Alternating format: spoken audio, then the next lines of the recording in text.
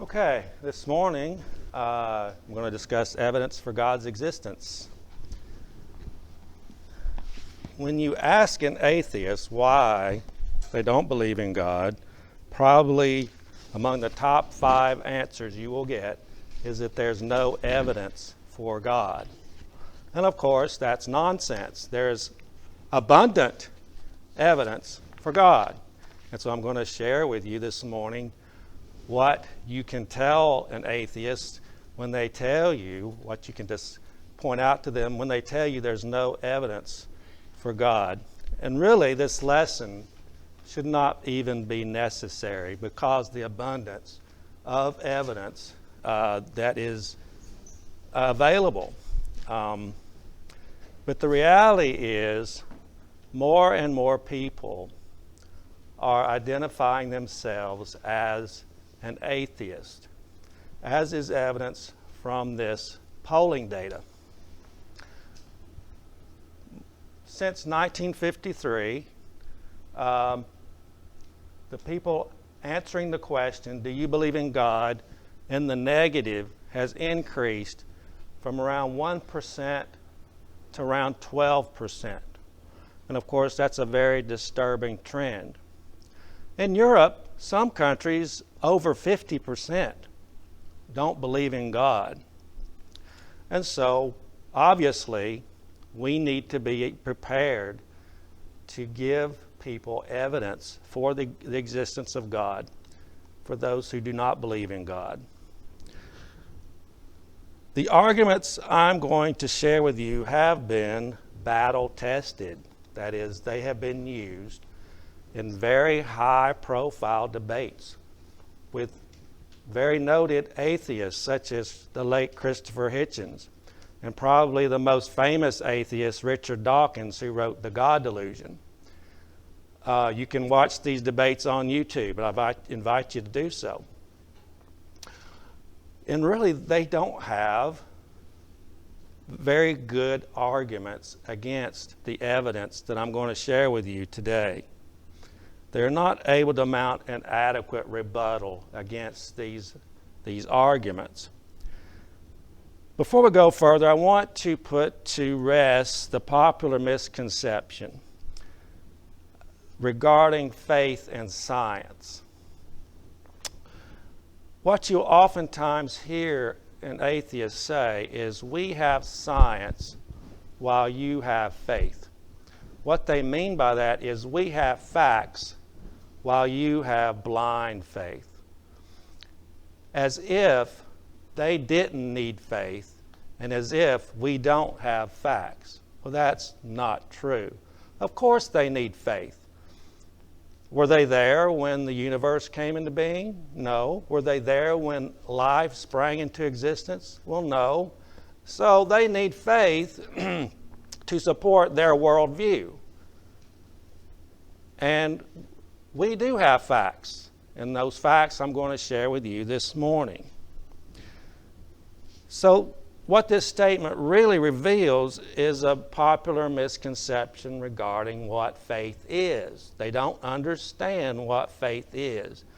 The biblical definition is faith based on evidence. Hebrews 11:1 says, for by faith, I got that started wrong. Faith is the substance of things hoped for, the evidence of things not seen. So the biblical definition of faith is belief based on evidence. And really the world operates on that kind of faith, evidential faith. When a jury hands down a verdict, they do so based on faith because they weren't there, most likely. The jurors weren't there when the crime was committed. Now, it's faith based on evidence, the evidence that was brought forth in the trial, but it's still faith because they weren't there. And that's the way, the world operates on that kind of faith. When you go under the anesthesia to have surgery, you put your faith in the physician. You can't see into the future and know that you're going to come out, but it's faith based on evidence. The Bible treats the existence of God as a given. But there is a passage that does argue for God's existence, and it's this passage, Psalms 19, 1 through 4, says, "The heavens declare the glory of God, and the firmament shows his handiwork. Day unto day utters speech, and night unto night reveals knowledge. There is no such speech nor language where their voice is not heard. Their line has gone out through all the earth, and their words to the end of the world." So we can know there is a God just based on creation itself. And my first two arguments are going to be based on this passage. That is, we can know from nature, from creation, that God exists.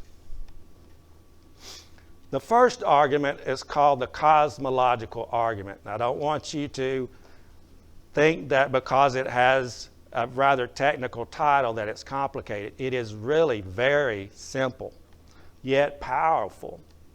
The first premise is everything that begins to exist has a cause. That is, something cannot come from nothing. And that's, of course, consistent with our everyday experience. Things don't just pop into existence from nothing. The second premise is the universe began to exist. Now, this premise is not disputed by the scientific community. They believe, via the Big Bang, that the universe did have a beginning. Now, we might not agree with how the universe came into being, but at least they accept the second premise, the first and second premise, that the universe did indeed have a beginning. So you won't get an argument from the scientific community regarding the first and second premises. Therefore, because the premises 1 and 2 are correct, the universe has a cause.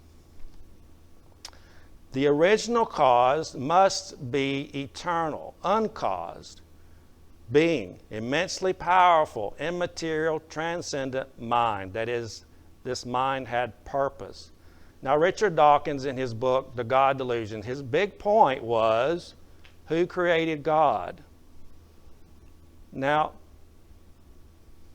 I know he is a scientist of reputation, but that is really ridiculous, because he doesn't realize that something has to be eternal. The original cause, whether you believe in God or not, has to be eternal. There's no way around it.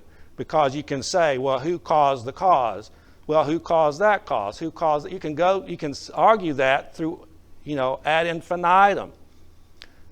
So through reason, we can know the original cause has to be eternal. There's no way around it. So Richard Dawkins is not making a point when he raises the question. He just is ignorant of the fact that something has to be eternal. So confounded are the atheists by this argument is they've had to redefine what nothing means. It no longer means the absence of anything. In his book, Stephen Hawking, he's probably, well, I should say the late Stephen Hawking, he's no longer with us. In his book, The Grand Design, his big argument was that because we have gravity, the universe can and will create itself from nothing. That is utter nonsense. It's self-contradictory. Listen to what he says. Because of gravity, because of something, the universe can create itself from nothing. The statement is self-contradictory and is utter nonsense, which goes to show that nonsense remains nonsense even when somebody brilliant utters it. The statement is incoherent, it doesn't make sense, it's self-contradictory, it's false. Something does not come from nothing. And what that goes to show is just how powerful this argument is, because they can't get around it. And so I would invite you to use this whenever you encounter an atheist, and most likely they won't have an argument against it. So this argument puts the atheist in a very awkward position. The next line of evidence I want to point to is the fine-tuning of the universe, and atheists consider this evidence the most formidable because the fine-tuning of the universe is really compelling evidence that God exists. What is fine-tuning of the universe? It's also called the anthropic principle. It was first proposed by physicist Brandon Carter of Cambridge University in 1973, which simply states that all the seemingly arbitrary and unrelated constants in physics have one strange thing in common. These are precisely the values you need if you want to have a universe capable of sustaining life. It's as if the universe has been fine-tuned to be suitable for life. There are around 30 forces and physical constants in nature, such as gravity, the atomic force, the electromagnetic force, Planck's constant, and the cosmological constant, not to be confused with the cosmological argument. This is a constant in nature, which are all extremely fine-tuned. The cosmological constant is extremely fine-tuned. That is, they must operate in a very narrow range of values or strengths in order for life to exist in the universe. Now, I'll show you what I mean in a few more slides. So it's been illustrated this way. You have all these different constants of nature and forces, and they could have a wide range of settings for their strengths and values. But they all happen to be set at precisely the value required for life. There's nothing in the natural laws that says they have to be the value that they are. They could be any range of broad values, and I'll illustrate it this way. Suppose you find a biosphere on Mars that had dials that had a wide range of settings that could be adjusted to control all the different parameters necessary for human life, such as the oxygen level, the CO2 level, the temperature, the gravity. All the necessary parameters were set exactly where they needed to be set. Would it be more reasonable to assume that somebody set those values where they needed to be, or that they by chance happened to be where they needed to be? Well, of course, it's more reasonable to believe that somebody set them that way in order to sustain life. Dr. Paul Davies, he's a noted author and professor of theoretical physics at Adelaide University, said, "The really amazing thing is that not that life on Earth is balanced on a knife edge, but that the entire universe is balanced on a knife edge, and it would be total chaos if any of the natural constants were off even slightly. You see, even if you dismiss man as a chance happening, the fact remains that the universe seems unreasonably suited to exist for the existence of life, almost contrived, you might say, a put-up job." So scientists, the scientific community, realizes the fine-tuning of the universe to be a formidable argument in favor of God. First force I want to discuss is gravity. We're all familiar with gravity. It holds us to the ground. Gravity, it turns out, is the weakest of all the natural forces. The strong nuclear force is the strongest force, that it holds the nucleus of an atom together. And so you have this, on one end of the spectrum you have gravity, on the other end of the spectrum you have the strong nuclear force, which is 10 to the 40th times stronger than gravity. That's a big number. And so that difference represents all the possible strengths that gravity could be. It doesn't have to be the strength that it is.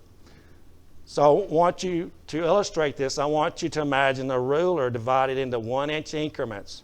that spans the universe. So you have gravity on one end of the universe, you have the strong nuclear force on the other end, and you have 1-inch increments between the two extremes.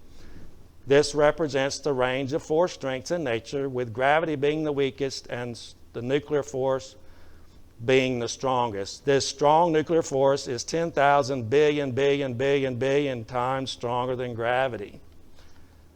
And so you have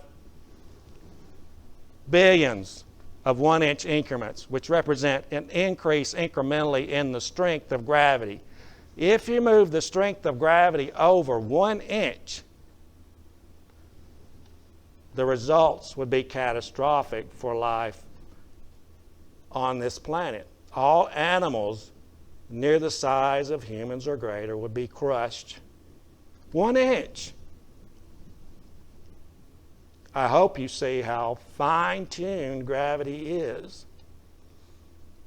Then we have the cosmological constant, which is the energy density of empty space, which is part of Einstein's theory of relativity.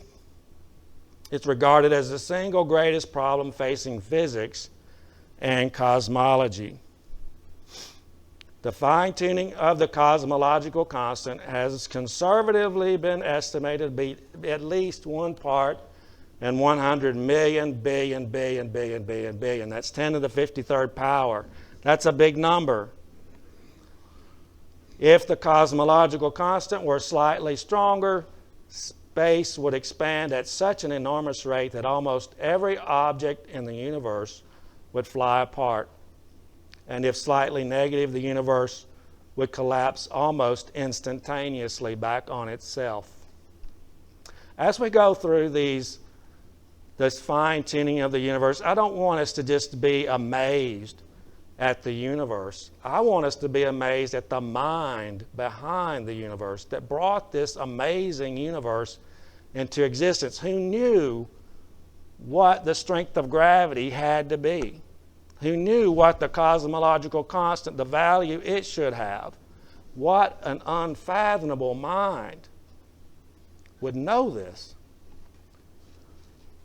If you were to combine just two of these constants, gravity and the cosmological constant, it would create an unimaginably stronger case and would result in fine-tuning with a precision of 1 part in 100 million trillion.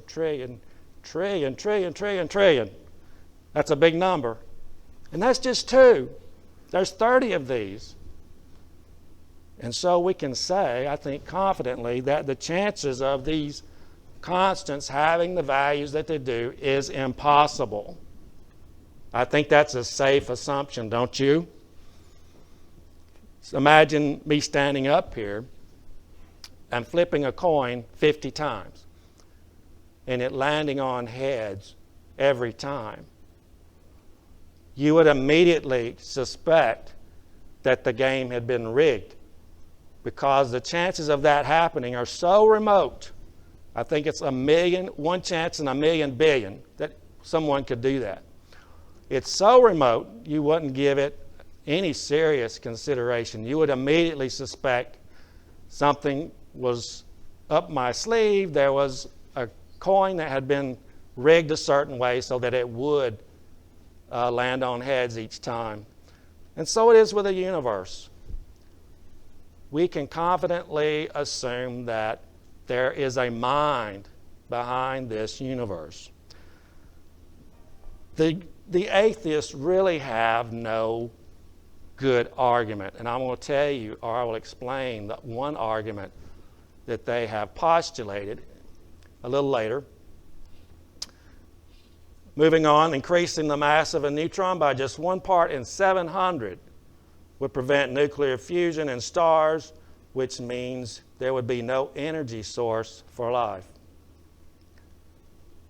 Conversion of hydrogen to helium. Martin Rees, professor of astronomy at Cambridge University, said, for the universe to exist as it does requires that hydrogen be converted to helium in a way that converts 7/1000th of its mass to energy.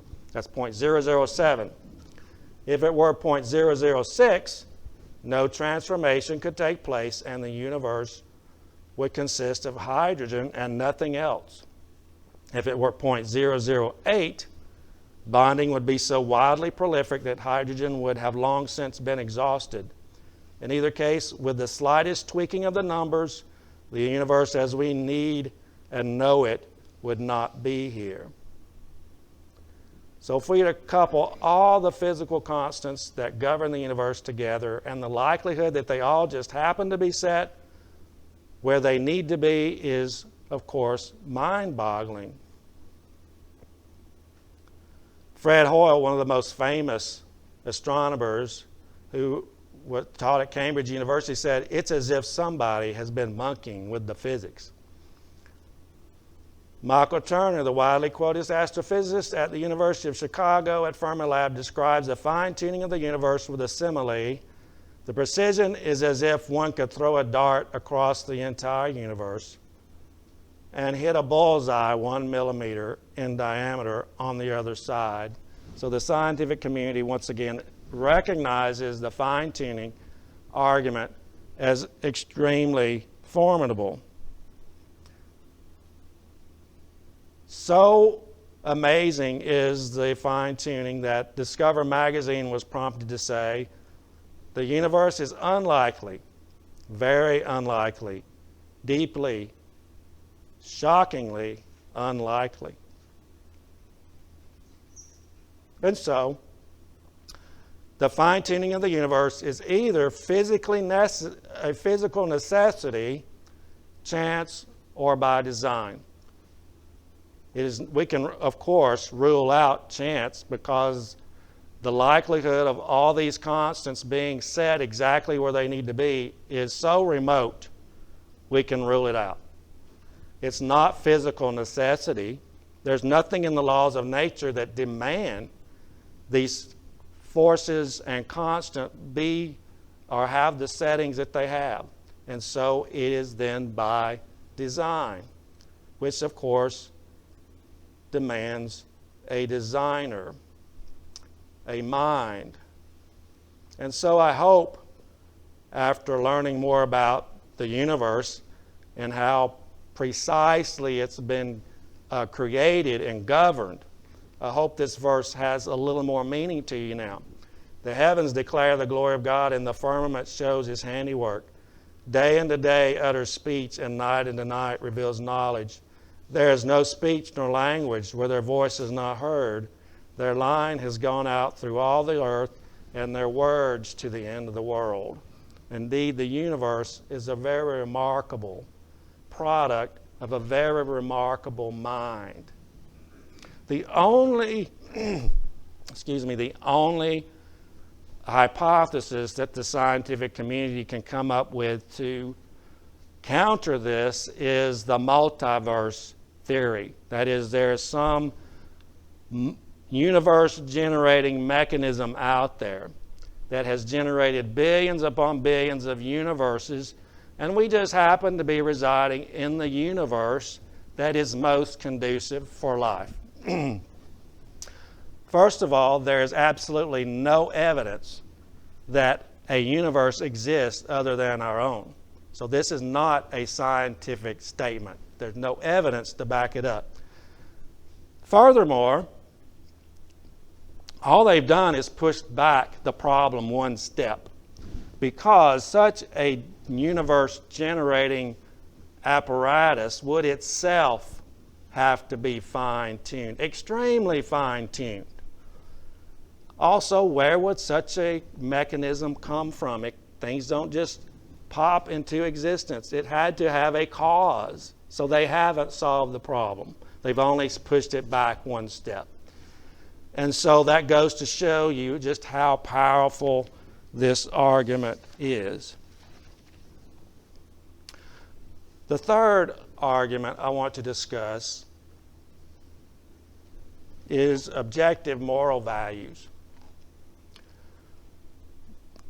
What do I mean by objective moral values? These are values that are right and binding on everyone, whether anyone believes them to be true or not. Whenever we say things like, hey, that's not fair, you show your belief in objective moral values. These are values that are binding on everyone, not just the individual. This is in contrast to subjective moral values, which only apply to me or to you, such as, I have a preference for chocolate ice cream. Now, that's not binding on anyone else. That only applies to me. That only applies to the subject. And so, we can say, if God does not exist, then objective moral values do not exist. Without God, there is no such thing as morality or immorality. There's no right or wrong.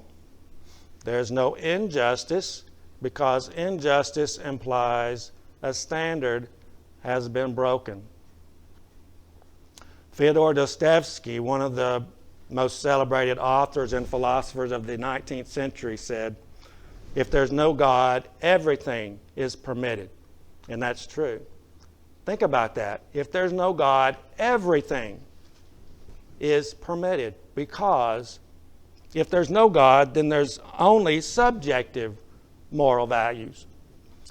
They only apply to me and no one else, because without God, there can be no absolute standard of right and wrong. Each person decides for himself what is right and wrong, what is ethical.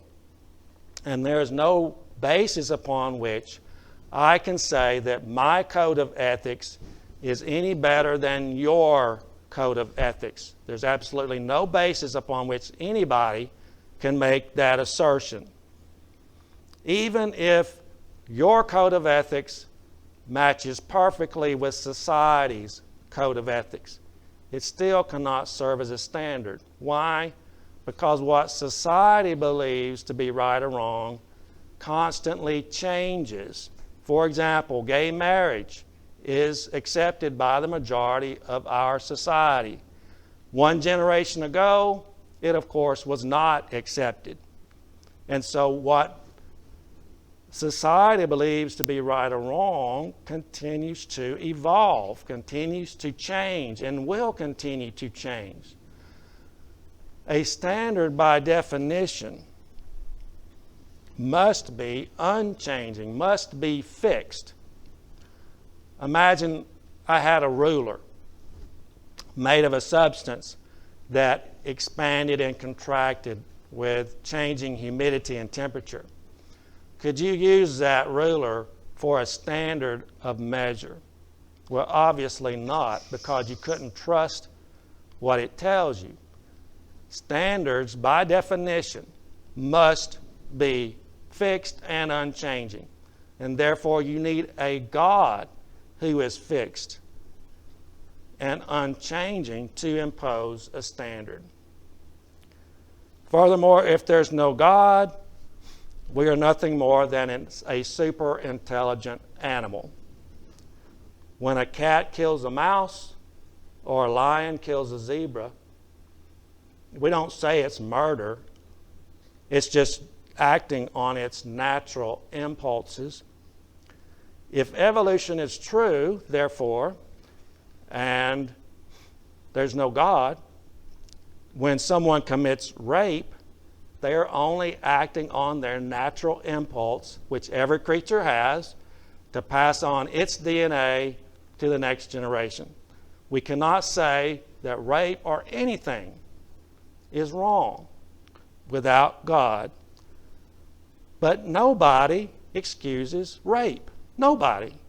Even the atheist won't excuse things like rape and child abuse and murder. These are all immoral. These are all moral abominations, and we all know it deep down. We all have within us a moral law endowed by our Creator. And so, if God does not exist, objective values don't exist, but objective values do, in fact, exist. We all know it. Everybody knows it deep down that some things are just wrong. And Paul touched on this very thing in Romans 2, verse 14 through 15. For when Gentiles who do not have the law by nature do the things in the law, these, although not having the law are a law to themselves, who show the work of the law written in their hearts, their conscience also bearing witness, and between themselves their thoughts accusing or else excusing them. The law written on our hearts and the conscience, which is that alarm bell that goes off whenever we do something wrong, did not evolve. Evolution's not concerned with law. All it's concerned with is passing your DNA to the next generation. And so the first creature to evolve empathy would get picked off very quickly. Because if you hesitate to dispose of your competitor, the competitor is going to dispose of you. And so this idea of evolving morals is completely inconsistent with the theory of evolution.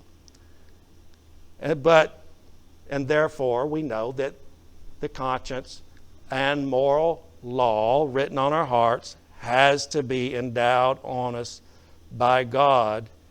Because He made us in His image, He instilled His nature in us. And so, since the first two premises are true, the third premise follows, therefore God exists. This shows that God not only exists, but that this God has a moral standard that He expects us to follow. And then the fourth line of evidence is the information contained in our DNA. DNA serves as a blueprint for making us who we are. It's composed of 4 different chemical bases, ATCG, adenine, thymine, cytosine, guanine. And it's been aptly compared to computer code. There are 3.4 billion bases, ATCGs, in the human genome. And so you can imagine these bases like beads on a string. And what's important to realize is they're all linked together in a very precise manner, not haphazard at all. If you substitute one of these bases, then you get mistakes or mutations, which can lead to cancer or genetic disorders such as sickle cell anemia and cystic fibrosis. So all these 3.4 billion bases were put together in a very precise manner. If you were to mess up the sequence of a gene by 1 or 2, certainly 3 bases, then what you will do then is mess up the product of that gene, which is normally a protein that has a job to do in the cell. And so by messing with the sequence, you mess up the folding of this protein such that it can't do the job it's supposed to do, or it can't do it as well. So I'm going to leave DNA for just a couple minutes, and I'll be coming back to it later. But what we've been talking about is a tale of 2 worldviews. The first worldview is, of course, materialism, and that is which states that matter and energy explain everything. The universe and life are products of a mindless, unguided process of which evolution is part of.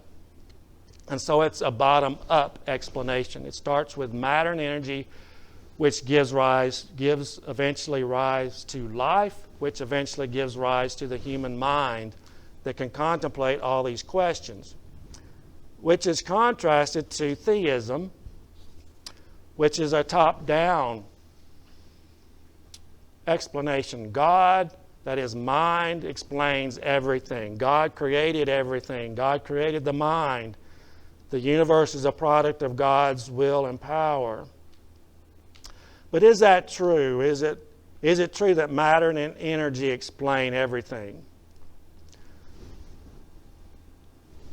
Information requires meaning and purpose, which cannot be reduced to matter and energy. It requires an intelligence. When you see text, such as up here on the screen, you immediately extrapolate upwards to intelligence. You don't for 1 minute think that a naturalistic explanation is behind this text or any text. You immediately extrapolate upwards to mind. It demands that someone intentionally wanted to convey the information. So there's intent, that a mind intended to convey the information. DNA is information.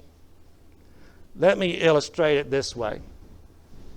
Suppose you're walking along a beach and you see just 3 letters, only 3 letters, SOS. You don't for 1 second assume a naturalistic explanation, say the waves or the wind somehow made the letters in the sand. You immediately extrapolate upwards to intelligence because there is meaning behind those 3 letters. There is a message which implies intent, which implies a mind was behind it.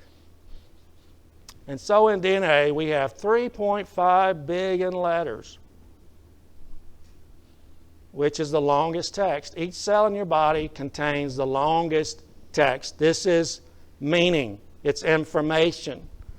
It's an instruction manual for the cell to tell the cell how the different components are to be made so that the cell can maintain and do what it's designed to do. And this requires, of course, a mind, which is evidence that we are not the product of a mindless, unguided process. We are indeed the product of a super intelligence. And so we have Darwin's horrid doubt. He recognized the problem.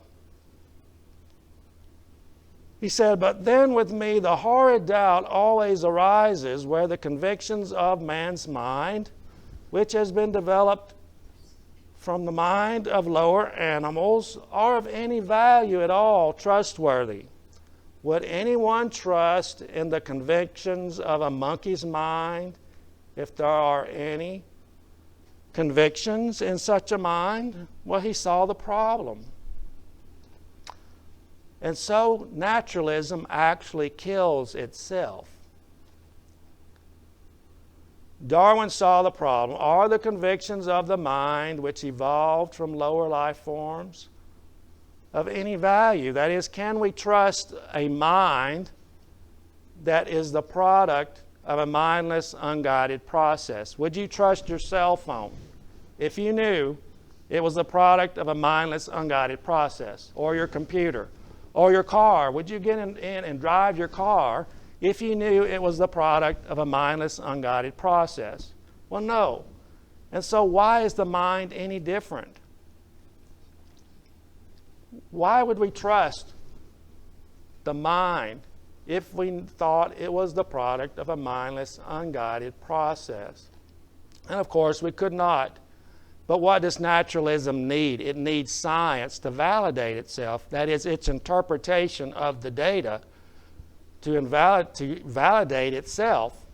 Therefore, that which we use to do science, the brain, cannot be trusted if it's only the product of a mindless, unguided process. And so the fact that we can do science shows there must be a God. The fact that we can trust our own minds demands there is a God. So don't let anyone try to convince you that science and belief in God are incompatible. They are very much compatible. In fact, naturalism and science are, in fact, incompatible because we wind up not being able to trust the very thing needed to do science, which is the mind. As amazing as God's intellect and wisdom obviously are, as we've seen this morning, His love is equally amazing.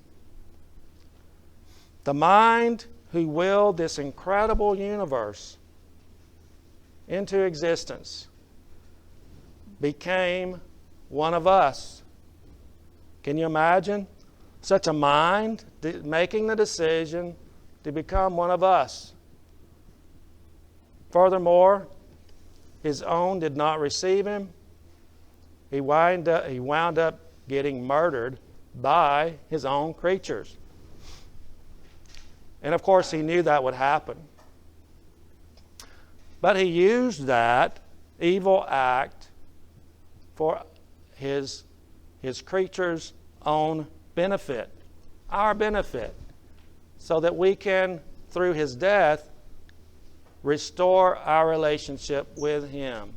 Such an incredible love. We cannot, at least I cannot fully comprehend such a love as that.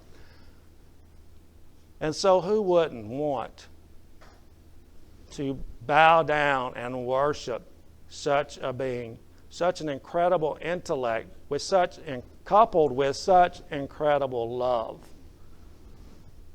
And so from the universe, we understand God exists.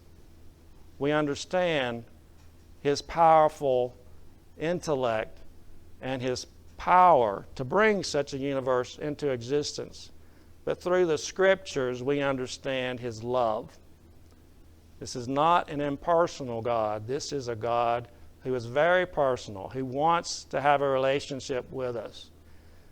If you, through your sins, have alienated yourself from God, God has provided a way for us to get back together and have fellowship with Him. And He has specified how that's to be done through His Word. And so if you are indeed subject to the gospel, you believe that He is the Son of God, that He rose from the dead, you're willing to be baptized for the remission of your sins, and devote your life to Him for the rest of your life, then we would be delighted to assist you in your obedience. And we would ask you to come forward to the front as we stand and sing.